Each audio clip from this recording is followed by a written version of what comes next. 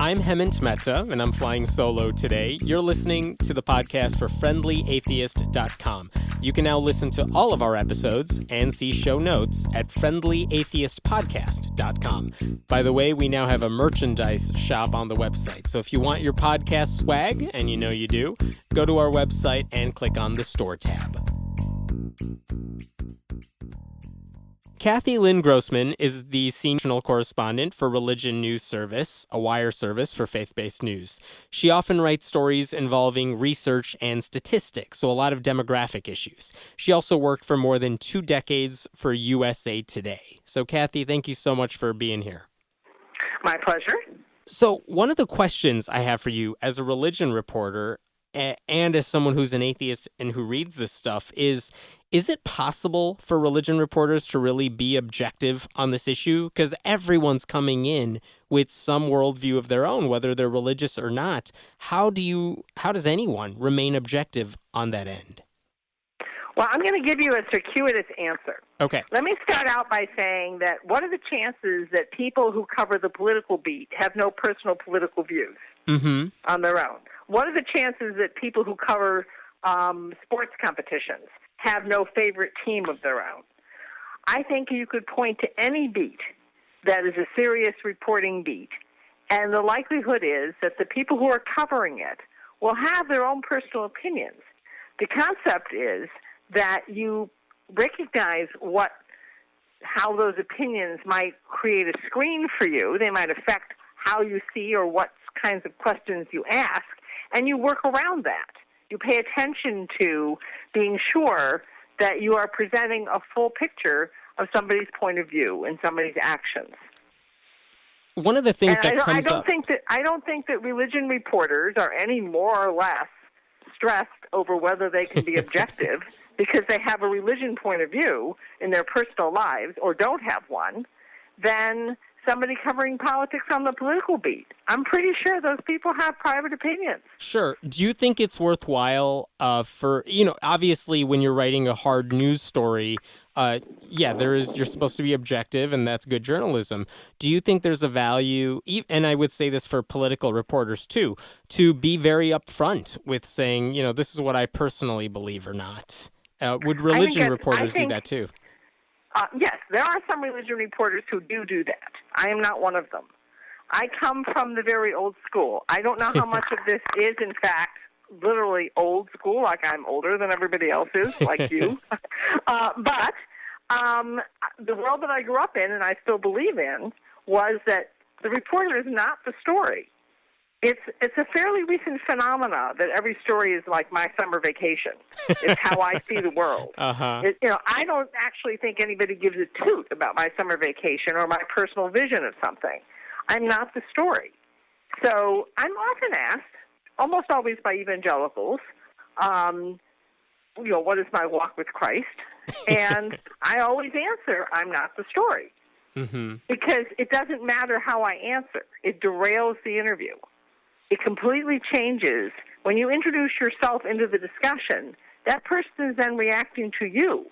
They're not talking about their point of view, why they came, and why are you calling them? You're calling them because they're in the news for some reason, because you want to know their experience or their opinion. And as soon as you bring yourself into the equation, you're altering what you're going to hear from that person.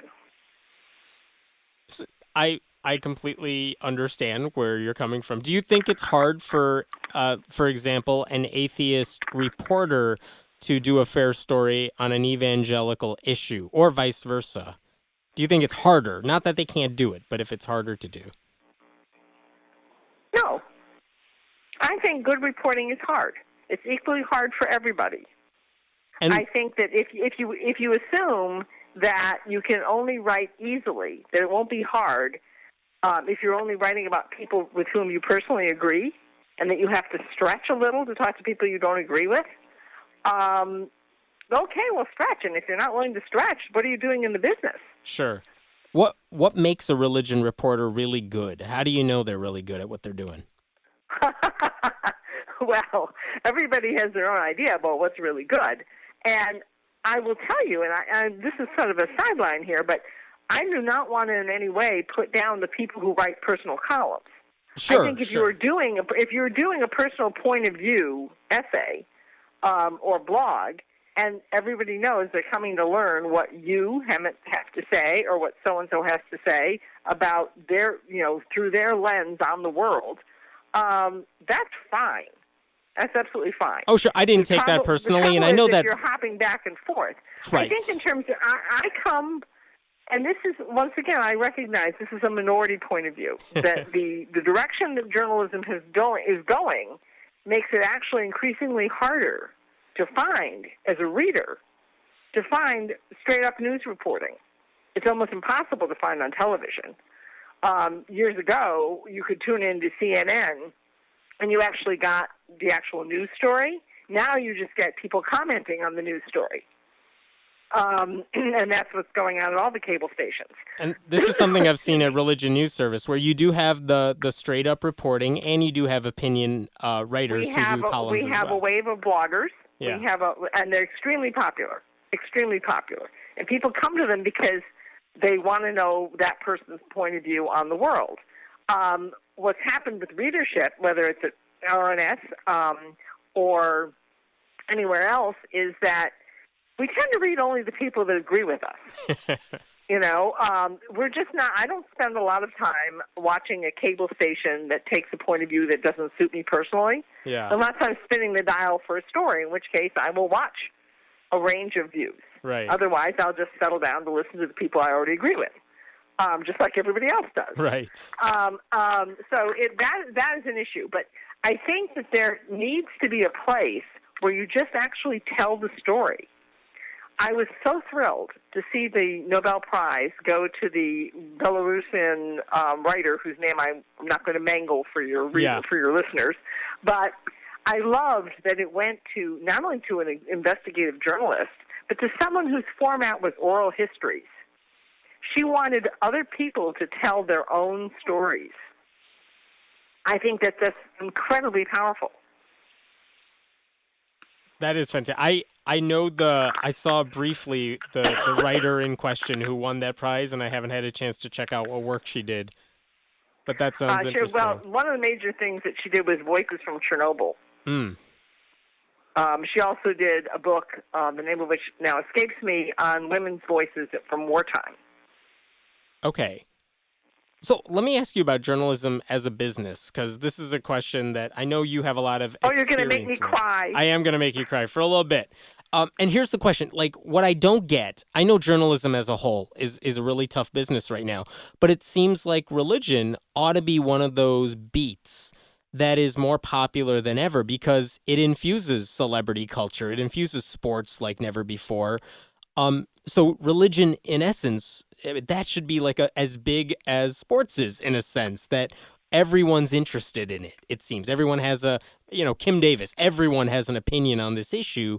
But what is happening from your perspective in the religion journalism world? Well, multiple things are happening. First of all, whether it's religion, sports, music, people don't want to pay for content. They want to watch it online, and they don't want to pay for it. So whether it's RNS or anybody else, journalism is suffering, and then religion is suffering with it. Now, in terms of how the religion topic is so significant in so many parts of our culture and our politics, the good news is that we now recognize that is true. And the bad news is we now recognize that it's true. Let me. Here's the thing: when I created the religion beat at USA Today, which is where I worked, as you said, for 2 decades before I came over to RNS, I made it my mission to be available to and participate in across the newsroom. When Pete Rose said he would leave it up to the umpire in the sky whether he should go into the Hall of Fame, I called an ethicist and I said, hey, Bob Parham, Baptist Center for Ethics. I said, hey, Bob, you know a lot more about the umpire in the sky. What do you think he'd say? And then I trotted over to the sports department and handed off his quotes. Uh-huh. So I spent a lot of time equipping, training, handing off sources across the newsroom so that religion coverage became infused into other people's work. So to a certain extent, I made myself expendable. Yeah. So I'm like, well, they didn't replace me on that beat. Of course, they eliminated a bunch of beats. It's not just religion. They eliminated the science beat, for example. Can you imagine? Yeah, like we need it more than ever before. What I had done was equip the other writers, the political writers, other writers, to have sources and to recognize that religion was a part of their story. And so they've begun to carry that through in other stories. And I think that they do a reasonably good job. Of course, the other smart thing they do at USA Today is that they partnered with Religion News Service, so they run a lot of our stuff. So how does that work? For those who aren't familiar with Religion News Service as a wire service, like what is the business model you guys have? Well, we're sort of bifurcated. We have we were originally, just like Associated Press and just like everybody else, we supplied news to print publications because that's what there was in the world. So we had subscribers, magazines, newspapers, television stations even, that would pay us a fee to have the right to reprint our work. And they would get every day the budget of the stories, the list of the stories that we were putting out that day. With the advent of the Internet, we, of course, established our own website. And what our website does now is we publish, of course, all of the staff-written stories are on the website at www.religionnews.com. That's 2 N's in the middle there, folks. And get a little ad in there. Don't worry, we'll put a link. Okay. And then, but we also added a whole team of opinion writers, bloggers, special commentary writers, and so forth, that Jonathan Merritt, Jana Reese, and others who are writing a point of view 2-3 times a week, and they are available on the website so that we have something for the web reader who comes to the page just for that. Now, we will often take 1 or 2 or 3 or more posts from the 8 or 9 bloggers that we have and reconfigure them as a story and send them to wire subscribers because there's a lot of interest in those. But that does reward the online reader as well and give them something special that they wouldn't have to wait to see if the Deseret Morning News or a paper in Ireland or the Washington Post or any number of others picked up our story.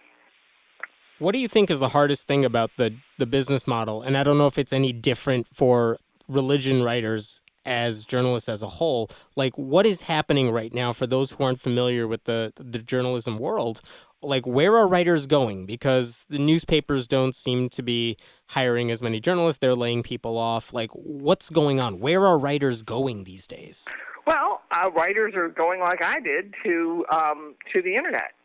I mean, in coming to RNS, I wasn't thinking of the 100 subscribers from California to Ireland. I was thinking of the website, which is where we have, 1 million plus eyeballs every month. Mm-hmm. So that that's where I was thinking that I would get the story out because that's where people are turning to read. They're reading on their phone, they're reading on their iPad, they're reading on their computer, their laptop. About 15% are still reading on their desktop. God bless them. That's me. Stone Age Grossman here. But I think that's where we're going. Those of us who are still employed, the rest of them are going into wherever they can find a job and looking at the next stage of their careers. I think that part of the problem is that's faced by every publication. Everybody whose advertising model is based on print has a major issue. And because we started out, like print publications started out, we started out with a subscriber model fed by print publications. Some of our business health depends on those people continuing to buy us and use us. But the readership and the advertising is shifting to online, and online ads are just not bringing in the money. And it doesn't sound like it's getting any better with ad blocking software or anything. I can't speak to ad blocking software. I have no idea. But I don't think I'm giving out any proprietary secrets of RNS. I don't think I'm saying anything different than the Washington Post or the New York Times is facing. I mean, I've seen stories that indicate that even with their huge success online, I think I read this, and I could be wrong, so, save me if I am, but they're still getting 70% of their revenue from print. Mm-hmm. Who do you think is doing it really well in terms of making the journalism model work?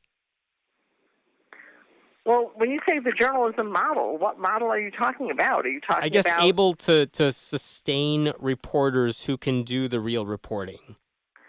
Well, here we have a chicken and egg situation. Yeah. It takes people who want to read the real reporting to build up the numbers, to make it appealing to the advertising, to make it, to go. If people are all clamoring off to read listicles at BuzzFeed, it's rough if you want to get some money to go do a big look at faith in the political campaigns or something. So let's talk about that for a second. Is this a new phenomenon as someone who has covered religion for a while? The 2016 elections seem so infused with religion, and I know that's because most of the attention has been on the Republican candidates right now. But is this a new phenomenon that we all seem to know about the religious beliefs of all of these candidates? Oh my God! Do I dare ask if you were born when Jimmy Carter ran? I've never heard of Jimmy Carter in my life, so. Seriously. I mean, but let me tell you this. Like, when it comes to Jimmy Carter, yes, his religion is a big deal about him. When it comes to John F. Kennedy, I know about his religious beliefs. But I guess it seems like it's not just, I don't know, Ben Carson is an evangelical Christian, Rick Santorum is a Catholic. It's not just that. I know so much more about their religious views than I think I know about someone like Kennedy. Here's why. There's a lot of reasons why the religion views of this huge array of candidates have become so much more prevalent in the coverage. And let's back up some. And let's think about who was reading and writing and living the news in the 60s, in the 70s. It was a majority Protestant country at media staffed by mostly Protestants for whom there wasn't any... They were looking in mirrors. They were talking about people like themselves. So the religious beliefs, if you had an Episcopalian or a Methodist running for president, well, so what? That's what most of the country looked like. But the country has shifted dramatically.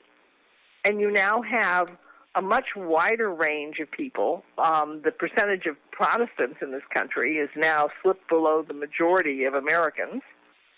And certainly they've disappeared from the Supreme Court, for example. Right. So you have a diverse range of people writing news to begin with. Then you have, from the 80s forward, the outspoken rise of the evangelical voice, differentiating itself from mainline Protestantism, and saying very publicly that what you believed had to shape your political policies. So it became increasingly relevant whether somebody was or wasn't of a certain religious background, and whether, if at all, they plan to have that affect their policies intentionally. So you have now and you also have a media marketplace, so that you have, if we didn't have nonstop news on every potential platform, from your phone to your TV to your newspaper to your magazine, if we weren't surrounded by this to consume it, I don't think there would be this many people running. If we didn't have so much news coverage, I don't think Trump would have bothered. Mm-hmm. How much attention could he get? Right. Do you think go ahead. Chicken and egg, so you have this huge array of candidates. You have a greater appetite for the individual voices to be heard. Do you remember when Clinton and Dole were running? It was a famous values election. Yeah, 96. Right. And Dole was out there beating the values drum and, the right values for the country. And Clinton's winning argument was, I have values.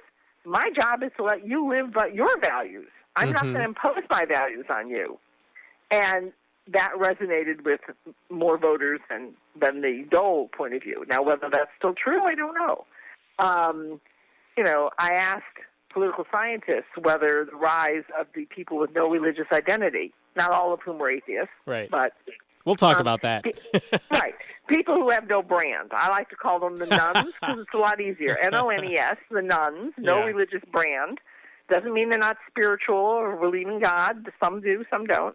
But the rise of the nuns, now we're looking at 1 in 4 Americans who fall into the nuns category, which has just been a revolution of awareness in the 20 years that I've been looking at it. And so this group, I said, well, why are we so flipped out over whether people who go to church are going to vote or not? Well, maybe the measurement shouldn't be. Maybe if you want to predict the next election, you should be looking at the nuns. Yeah. And, well, yes and no. The nuns have the numbers, but they don't vote. Yeah. Sorry. I'm sure you vote. I'm sure you're a very good voter. I vote, but I express the same frustration. I vote stickers. Well, this is the conversation we've had in the atheist world, which is, we either don't vote or we don't vote as a block, whereas the religious right is very good at voting and getting their people out. Well, people who are nuns tend to be knocks in other fronts. They're less likely to be joiners. Mm-hmm. They're not only not going to church, but they're not going to the Sierra Club, and they're not going to the bowling league, and they're not going to, play kickball or whatever it is. Isn't that a new thing now? People play kickball? I'm sure they do. But I don't go outside. I'm just by the computer all day. I don't either, unless it's below 74 degrees. I do not do heat, which was bad since I spent 40 years in Florida. But at any rate, they tend not to join. They tend not to vote. Now, some of that is also a factor of age. The nuns are heavily skewed to the young, under 35. And so there's a lot of things the young aren't doing. Do you think that's going to change in this election we've seen the nuns rise in the past, post-Obama getting elected. Actually, I lie. After Bush and stuff. But do you think that's going to change as they have a chance to vote for a Democrat, because most of them are skewing Democrat? Is that going to do you think most of them will get out to vote in an election when, there is so much up for grabs? Or is that what they say during every election and young people just don't? Of course there's everything up to grabs. There was everything up to grabs in the first Obama campaign. Right. And everything up to grabs every time anybody's been elected. Right. Do I think that this particular election is very fraught? Well, yes, because I actually am a single-issue voter. Mm-hmm. My issue is the Supreme Court. Mm-hmm. Whoever wins is going to have control. You could flip the court however you want it to flip. I personally would like many of these judges to live forever. They're not. And someone is going to either lock in a conservative point of view forever, right, or really make it a contest. Right. And that's the question. Do you think those issues, whether it's the Supreme Court or whether it's abortion rights or maybe less so LGBT rights this time around, will that get the nuns voting more than they might otherwise in, say, any other election? I think no matter whose rights you're talking about, mm-hmm. that always leads back to the court. Yeah. So let me flip topic for a little bit here. Because we talked about the internet and the impact it's having here, what is the internet doing to religion? And I'll give you where I'm coming from on this.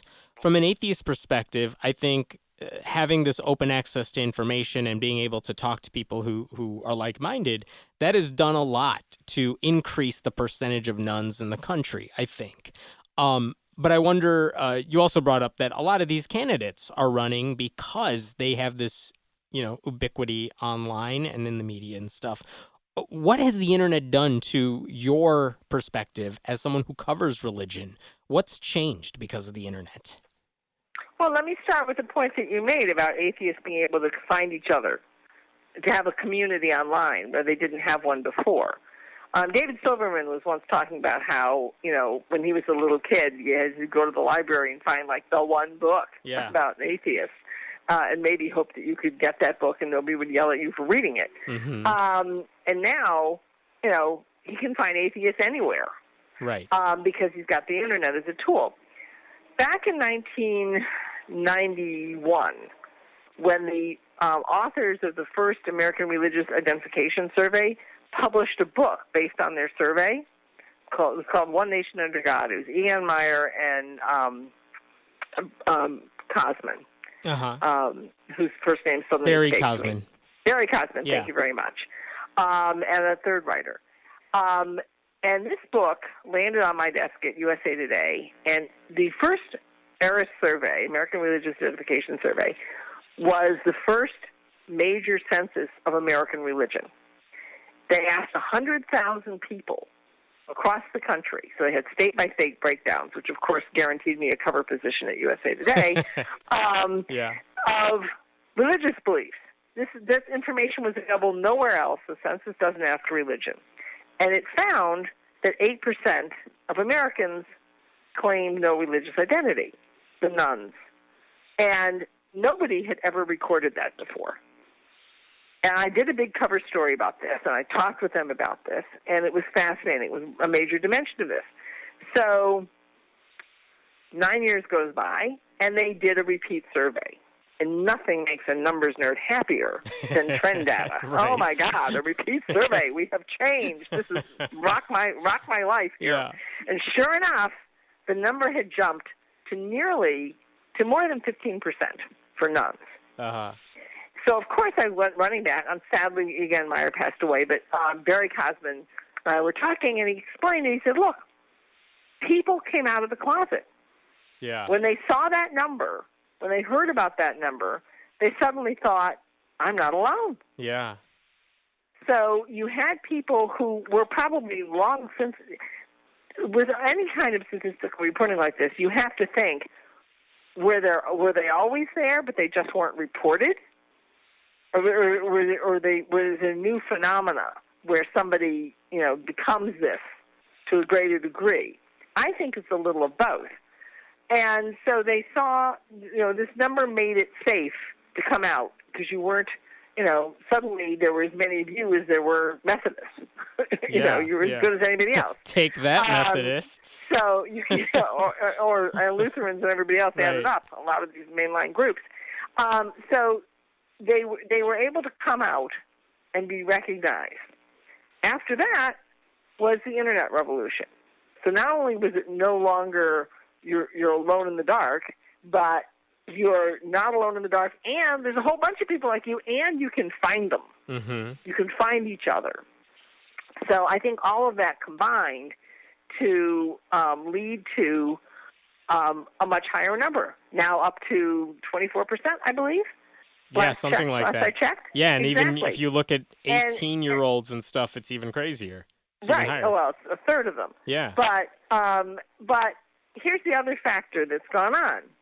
As there's a wonderful sociologist, Catholic sociologist, Bill D'Antonio. We were talking about Mass attendance rates, and he said to me, the children of parents who don't go to Mass tend to grow up and not go to Mass. Mm-hmm. So what you're also seeing now is generational. You're seeing that, today's 18-year-olds are the children of some of those nuns from the 1991 census survey. This is something I've noticed, too. I mean, for the first time, I'm seeing a lot of second- and third-generation atheists. They're not just the kids of religious parents. It's fascinating. Right. Exactly. Their upbringing is so different. It's now young atheists, the children of atheists. I don't know if did you watch the movie Divergent? No, I did not. No. Okay. Well, people have to pick their group, right? Yeah. And usually you go to the group of your parents. Yeah. And then the divergent ones are the ones who veer off and join a different group instead. Okay. That's a terrible shortcut of that movie. But at any rate, yeah. The nuns also, however, have a low retention rate. A significant number of nuns grow up and become religious. It's not insignificant. I don't know whether it's most of them, but a whole bunch of them. They have one of the lowest retention rates of any group. So this gets me to a question about the nuns that I'm frustrated by, and I wonder what you, as someone who really focuses on the trends and the statistics, what do you think about this? I get frustrated because I know it's easy to kind of lump in the nuns, which is, like you said, atheists, agnostics, and a whole bunch of people who believe in God but don't subscribe to any organized religion, so they could believe any sorts of things, and that latter group is the bulk of the nuns. Ah, wait a minute. Yeah. There's another group you're forgetting about. Which one am I forgetting? Well, they're not that well known yet, but they're growing. I did a story about this a couple years back, and I called them in that story. It did not catch on as a term, sad thing, but I called them the so what. It's not exactly a catchy term. The ones who are apathetic. They don't care about any of this. Yeah. If you want to say that you're an atheist or an agnostic, you've thought enough about this to pick a category. Yes.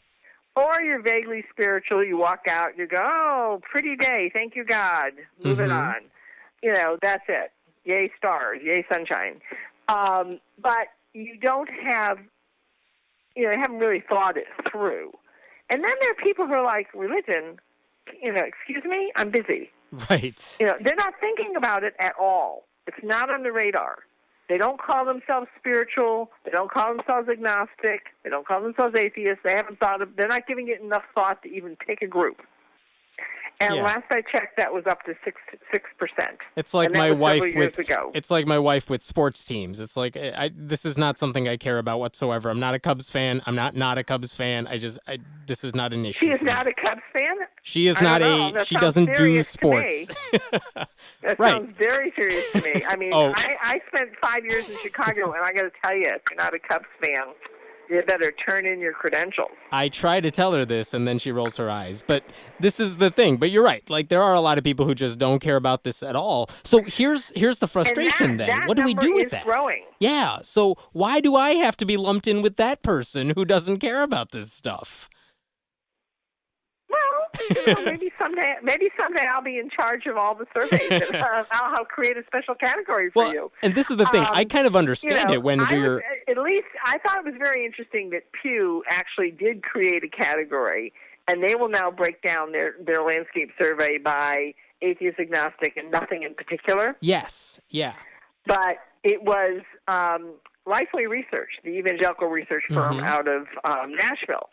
Ed Stetzer there actually had a question on a survey, which I just loved, in which he asked people how much time they spend thinking about the meaning of life. Uh-huh.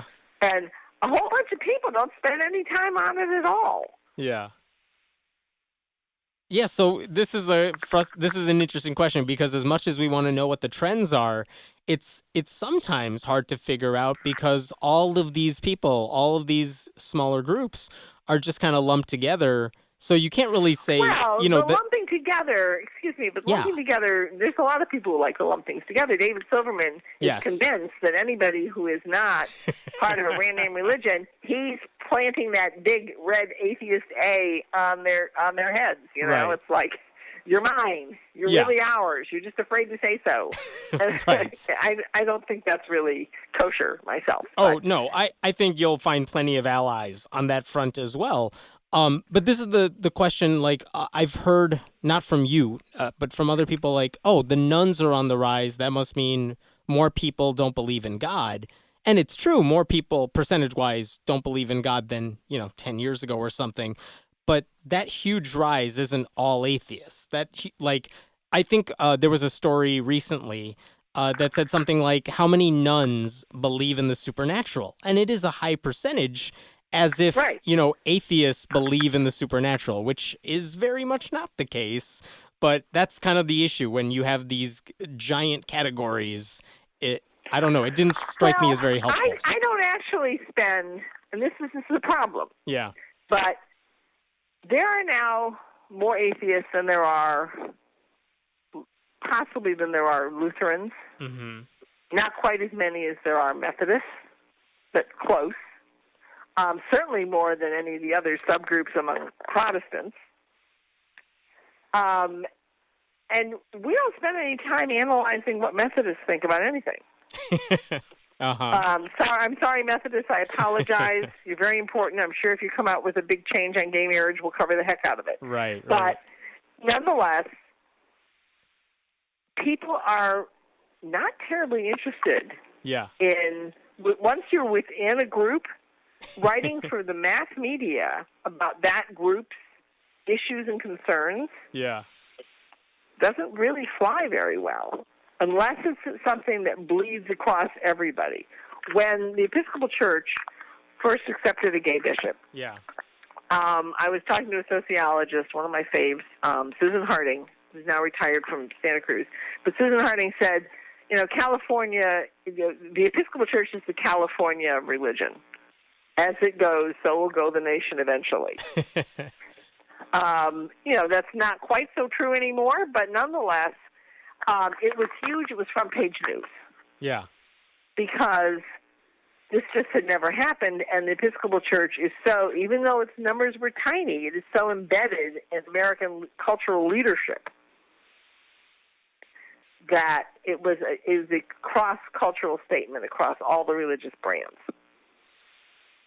And are all the other Protestant groups like them? But now, it's there are very few things that are equally cross all brands. Sexuality crosses all brands. Mm-hmm. But opinions on the death penalty don't. Mm-hmm. Opinions on gun control don't. Opinions on reproductive rights don't. So it's interesting to see how few things really do cross all brands. That is, it's a big change. That you're right. I've heard this before, and I've noticed it myself too. Like, we have our own controversies within the atheist world, and they probably wouldn't mean much to anyone else. But notice that what gets attention is when there are battles over how women are treated within atheism. Oh yeah. Now there's a topic that goes cross-culturally. Mm-hmm. That will get readers from all directions. Absolutely. And how do you guys pick and choose which things are worth covering as a reporter? Which is it based on the things that bleed across all the spectrums, all the different groups? Well, it's a dinner plate. You've got your meat, your potatoes, your broccoli, and your dessert. And we're covering all those things. I mean, when I would try to pick stories, I was looking for stories to tell that would explain things to people, that, to educate people, to empower people. Here are things that you could know that could help you make decisions based on your own values. How can you live by your values? Here's what you need to know. And entertain people. I mean, everybody likes to have a good time. So I try to do a mix of those kinds of stories. I've done a lot of stories on death and dying issues. Somebody asked me once why it is I got so interested in that subject, and I don't think I really know why. But I've done a lot of coverage on bioethics and particularly death and dying issues. Well, it's certainly something that affects all of us. I mean, and it's something that everyone has an opinion on, yeah. And I've covered the surveys. Pew did a massive end-of-life survey stuff. I've looked at the controversies, the death of Terri Schiavo, et cetera.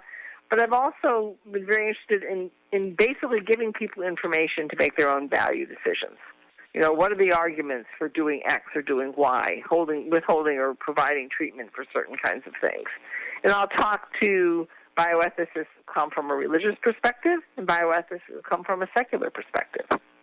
And I lay that out for readers, and they'll find their own path. Mm-hmm. Which stories for you are the hardest ones to write? Interesting question. Hardest to write. I don't know. Hard is an interesting word because some things are hard to write because they're terribly sad. They just break your heart. Mm-hmm. And some things are hard to write because, you're wrestling with your own personal points of view. You're pushing yourself beyond what you personally would believe or think to make sure that you're giving a fair shake to the other side. I mean, here's an example. Many years ago, I did the coverage for the Miami Herald, where I worked for before USA Today. I was many years at the Miami Herald, and I covered the trials of people accused of being Nazi collaborators. And I sat down with Fyodor Fedorenko, was the first Nazi collaborator to be found, tried, and deported from the U.S. And I covered his case from the day the Justice Department came for him to when he was his Supreme Court appeal before he was extradited back to Russia, which promptly shot him because they thought he was a collaborator with the Germans. But I went to his home, and I knocked on his door the night before the Justice Department came because I got a source that had given me a name. And he lived on South Beach back when it was not Little Havana, expanded from Miami, when it was still surrounded by elderly Jewish people, basically the people who looked like his victims at Treblinka. And I knocked on his door and I said, people are saying some really terrible things about you. And I wanted to know why would they say these things about you? What happened in your life here? Why are these people saying these things about you? And it was an extremely difficult emotional interview. But he talked with me, and he never talked to anybody else again. Because, of course, by then he had lawyers and he was not going to talk. But I came back to the office to write the story, and one of my coworkers said, well, did you shake his hand? And I treated him with the courtesy I would treat anybody that I'm speaking to, and I did shake his hand. And I flippantly said to my coworker, I said, well, if he's convicted, I can cut my hand off.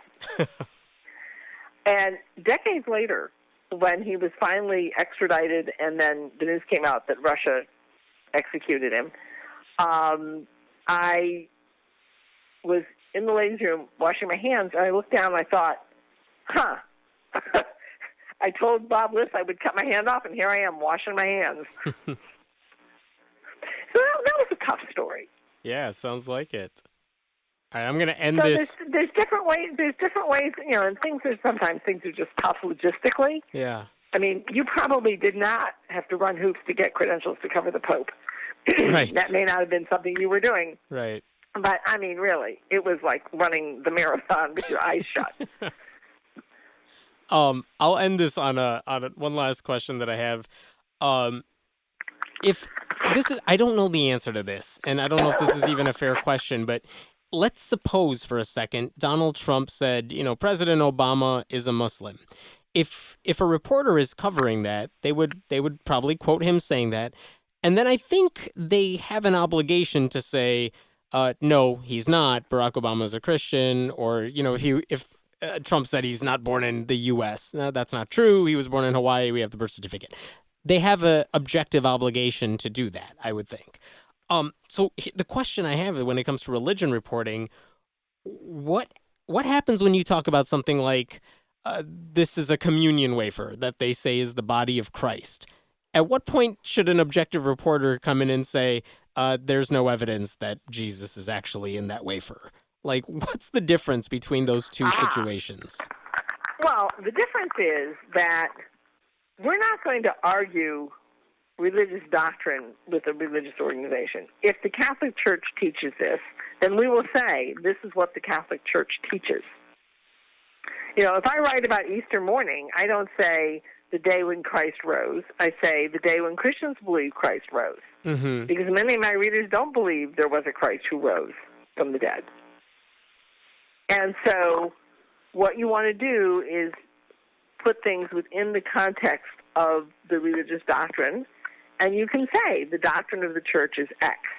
Uh-huh. And Donald Trump is scoffing at the Catholic doctrine of whatever, or the Presbyterian. He says he's Presbyterian doctrine of whatever. But for us to get in there and start arguing or disproving the doctrine itself, mm-hmm. I think that's not our role. Is that disproving it, though, to say this is what the Catholic faith teaches about something? No, that's not disproving it. No, That's putting not it that in part. But context. then following it up and then saying there's no evidence of that. Is that inserting an opinion into that story? Yes, Okay. I think it is, because I think that you're truth squatting. I'm not going to be the what was it, the riverboat truth squatters from the Kerry election or something. I'm not going to truth squad. Swift boating. That's what it is. The swift boating. Yeah. I don't think it's our job to swift boat any religion's teachings. I think that it is important to say that the church teaches this. I can say to you that my favorite color is scarlet. Yeah. And you can say to me, color is a shifting thing, and some people don't see the same color that you see. When you point to scarlet, I see, baby pink. Yeah. Whatever. That's what's the point there? I'm talking about what I think. Fair enough. So this is what the Catholic Church teaches, and it is not my job to swift boat it. If I were doing a story on how do you document doctrine, a story which I'm certainly not equipped to do and don't plan to, that might be a subject. But I think that's more of an academic subject.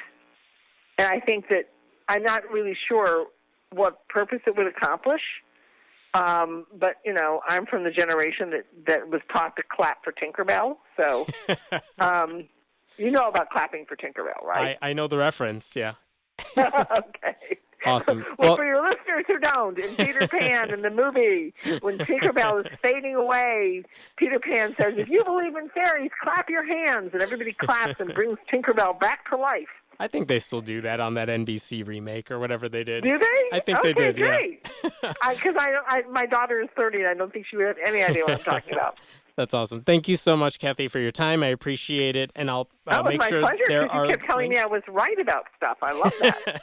No, it's always fascinating to hear from a religion reporter, especially because that's something that I think a lot of atheists have a vested interest in because we like these stories. We're really interested in them. So. Oh, yes. Big readers of RNS. Keep it up. Oh, I'm sure. Thank you so much. Okay. Bye. Thanks for listening to the podcast for FriendlyAtheist.com. This episode was taped at Cinnamon Sound Studios in Aurora, Illinois. The music was composed by Brad Chagdis. If you like what you're hearing, please consider making a contribution at patreon.com/Hemant. That's He-Man T. We appreciate your support. And if you have any questions, feel free to email us at friendlyatheistpodcast@gmail.com. I'm Hemant Mehta, and we hope you'll join us next time.